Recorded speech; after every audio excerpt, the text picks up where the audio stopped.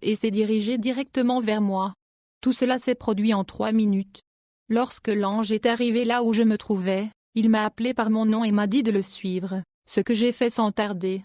À l'intérieur d'une deuxième porte se trouvaient des personnes vêtues de blanc qui chantaient des louanges à Dieu.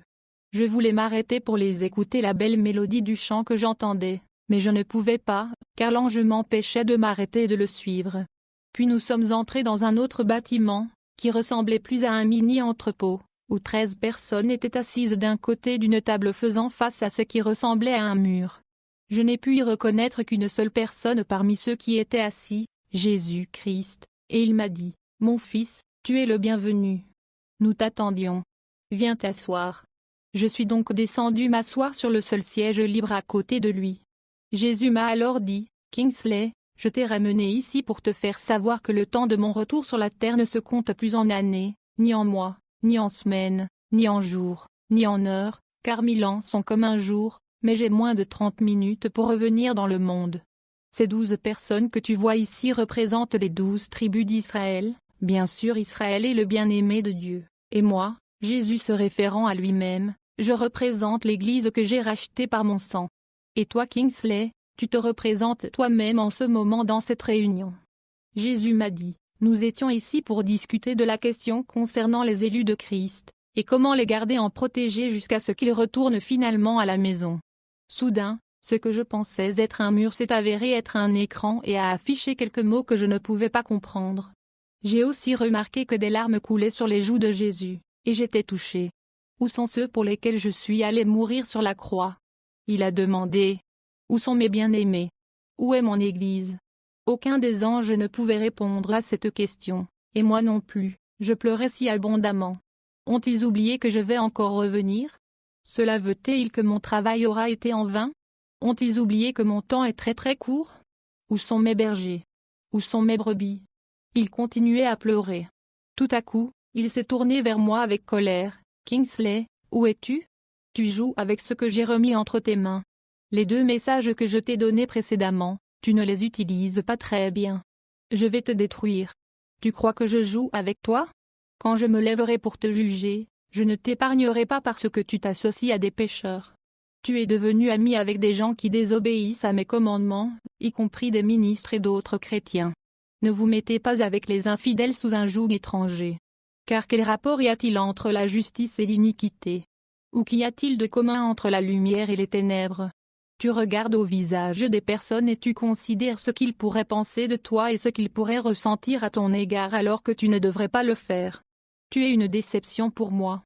Je vais t'envoyer en enfer et je trouverai une autre personne pour faire le travail. Après avoir entendu ces paroles, j'ai commencé à implorer la miséricorde. Puis je me suis arrêté et j'ai commencé à regarder l'écran et je voyais les noms des églises et leurs fondateurs ou les intendants généraux et leurs ministres. Il y avait tellement d'églises que je ne pouvais pas les compter.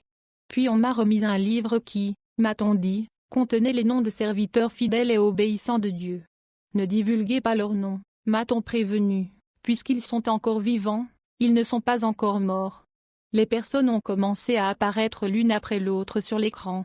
Je n'ai cependant pas reconnu que jusqu'à 20 personnes, probablement parce que certaines d'entre elles n'étaient pas des Nigérians ou des Africains.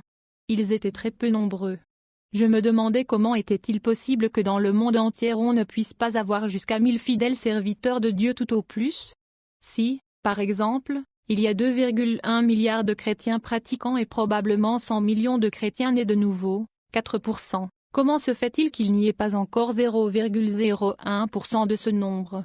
Et mon nom n'était pas sur l'écran. Je n'étais donc pas qualifié pour l'éternité. Et je pense que c'est la raison pour laquelle Jésus a demandé dans Luc 18 verset 8, « Cependant, quand le Fils de l'homme viendra, trouvera-t-il la foi sur la terre ?» Quand j'ai compris que moins de 1000 chrétiens étaient prêts pour le retour de Jésus, je me suis dit, « Nous sommes finis. » Alors que je réfléchissais à cette question, l'un des anges s'est exclamé, « Kingsley !» Et je me suis retourné. Nous sommes tous ici en colère contre toi. Tu nous as déçus et pour cela, tu ne mérites pas de recevoir la miséricorde. As-tu vu ton visage apparaître sur cet écran? Non, ai-je répondu. Puis il m'a dit que je devais savoir que je ne fais pas partie du royaume de Dieu parce que j'avais désobéi aux instructions des dieux qui m'avaient été données pour exécuter. et qu'aucune personne désobéissante n'entrera dans le royaume de Dieu. L'ange a ajouté et m'a dit qu'ils avaient d'autres choses à me montrer et à m'enseigner. Quand il a dit cela, un autre ange est entré dans la pièce et son apparence m'a fait peur car il avait l'air très sérieux et son épée scintillait. Je suspectais que cet ange était l'archange Michael car il avait l'air de quelqu'un préparé pour la guerre. Il m'a dit, « Kingsley, partons. » Je ne savais pas où j'allais et je ne pouvais pas me contrôler, alors je l'ai suivi jusqu'à la porte principale qui débouchait à l'extérieur. Lorsque nous sommes sortis, j'ai vu que nous nous rapprochions d'une fosse très largement ouverte et remplie de feu brûlant. Je commençais à demander miséricorde et une seconde chance, mais l'ange m'a dit non, et que je devais y aller. Plus nous nous rapprochions de la fosse, plus les voix que j'entendais à l'intérieur devenaient fortes. Peu importe combien ils criaient fort, leur voix n'était pas affectée, et ils continuaient juste à crier encore plus fort. Alors que nous nous rapprochions, des démons attendaient déjà pour m'emmener à l'intérieur de la fosse. Et ils disaient à l'ange de me livrer à eux. « Nous le connaissons », ont-ils crié avec joie. « Relâchez-le. Il s'appelle Kingsley. Il a causé des troubles à notre royaume. » Et il semblait que l'ange était pressé de me livrer à eux. Chers lecteurs, ce qui m'inquiétait, c'était de savoir comment ces créatures savaient que l'ange m'amenait au feu de l'enfer. Qui leur a dit que j'étais en route pour le feu de l'enfer? Je n'étais pas surpris, cependant, d'entendre ces démons crier mon nom car, en tant que chrétien, si le royaume des ténèbres ne me connaissait pas, alors mon christianisme aurait un gros point d'interrogation. Tout comme dans l'histoire des 7 fils de Séva, l'esprit maléfique a dit, « Jésus, je le connais, et Paul, je le connais, laissez entrer dans votre conscience que, dans la mesure où, en tant que chrétiens, nous avons été identifiés par le royaume des ténèbres, ils font tout leur possible pour nous envoyer en enfer. C'est pourquoi il est très dangereux de commettre un péché intentionnel car Satan pourrait vous attaquer au moment où vous le faites et vous pourriez mourir et aller en enfer.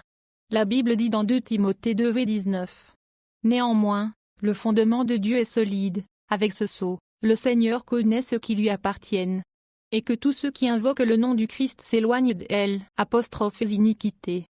Alors que l'ange était sur le point de me livrer à ces démons, nous avons entendu une voix derrière nous dire stop, et tout s'est arrêté. C'était Jésus. Dès qu'il est apparu, tous les démons qui demandaient à l'ange de me livrer ont commencé à se prosterner devant lui. Rappelez-vous Philippiens 2 dit qu'au nom de Jésus tous genoux fléchissent, dans les cieux, sur la terre et sous la terre. Alors Jésus me dit, « Mon fils, j'aurai miséricorde de toi. Je veux te montrer quelques personnes qui sont dans la fosse, et je te dirai pourquoi elles sont arrivées là. » Quand Jésus dit cela, le feu commença à monter, si bien que je sentais sa chaleur. Lorsque le feu est monté au-dessus de la fosse, j'ai vu un homme à l'intérieur. Son corps avait des coupures profondes mais il n'y avait pas de sang.